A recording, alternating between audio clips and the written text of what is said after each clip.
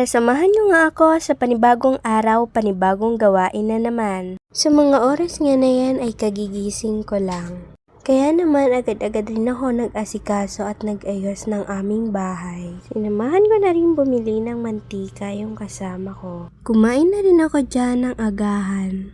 At pagkatapos, inaisipan ko na rin paghiwa-hiwalayin ng aking mga damit para maisalang na. Habang hinihintay ang aking mga nilalabhan, ay agad-agad rin ako nag-ayos sa aming kusina. Nais ko na rin dyan yung mga gamit para organize. Pagkatapos, inaisipan ko na rin magtapon ng basura. Nagsampay na rin ako. Sa mga oras nga na yan ay agad-agad rin naman ako nahaligo at nag-ayos ng sarili. Dahil bandang 2:00 ay may pasok ako for our last subject.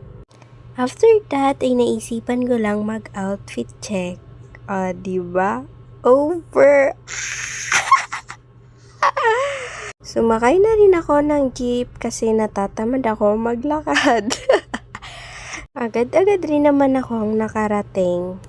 Sa mga oras na yan ay naglalakad na kami papuntang terminal. Nakasakay na rin pala ako sa e-trike. Hanggang dito na lang muna. This is Isabel. Follow me for my next mini vlog.